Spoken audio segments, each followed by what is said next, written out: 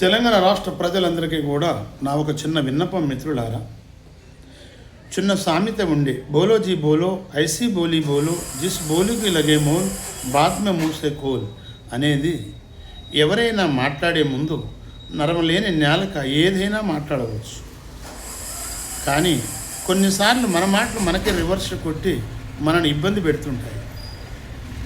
అదేవిధంగా మన గౌరవనీయులైన తెలంగాణ ముఖ్యమంత్రి రేవంత్ రెడ్డి గారు మొన్నటి రోజు ఏమన్నాడంటే, కాంగ్రెస్ పార్టీ అంటేనే ముస్లిం పార్టీ, ముస్లింలు అంటేనే కాంగ్రెస్ పార్టీ అని ఆ మాటతోటి కొంతమంది ముస్లింలు కూడా ఇది రివర్స్ అయ్యారు.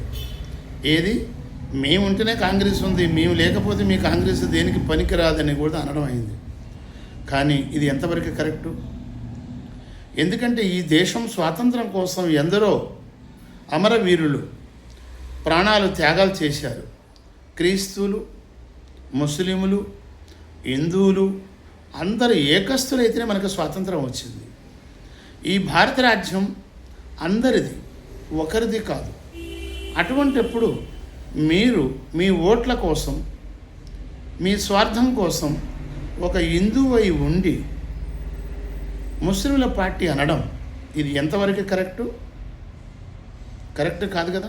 అటువంటిప్పుడు మరి హిందూ సోదరులు ఓట్లు వేయకూడదు కదా మీ పార్టీకి, ముస్లిం పార్టీ అని అన్నారు కదా మీరు. అదేవిధంగా అది పోయిన ఎమ్మటే మళ్ళీ మీరు మన అయ్యప్ప స్వాముల మీద ఒక చర్య తీసుకున్నారు. ఇది ఎంతవరకు కరెక్టు? మరి ఇలాంటివి చేయడం వల్ల పార్టీ ఏమైపోతుంది?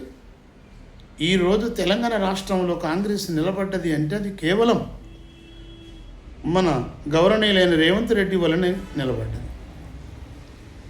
కానీ సెంట్రల్లో గవర్నమెంట్ అనేది మన కాంగ్రెస్ అక్కడ కరెక్ట్ లేదు, బలంగా లేదు, బునాది గట్టిగా లేదు.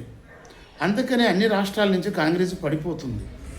ఇక్కడ నిలబడ్డది అంటే కేవలం అది రేవంత్ రెడ్డి ముఖం చూసే కాంగ్రెస్ ఎలా గట్టిగా ఉన్నది.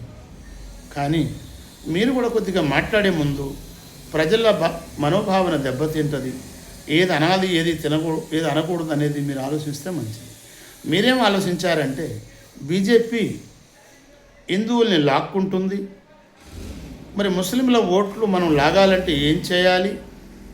ఇది ముస్లిం పార్టీ అని అంటే మనం కేటాయిస్తే ముస్లిం ఓట్లన్నీ పడతాయి మనకి.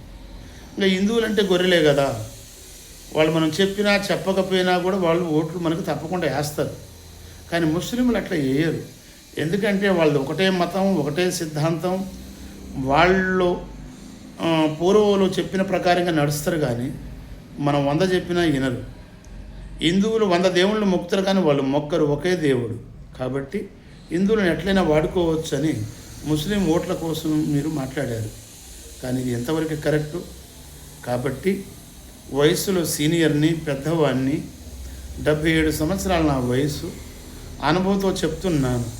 ఎవరైనా మాట్లాడే ముందు ఆలోచించుకొని మాట్లాడితే చాలా మంచిదని తెలియజేస్తూ ఉంటున్నాను. జై తెలంగాణ.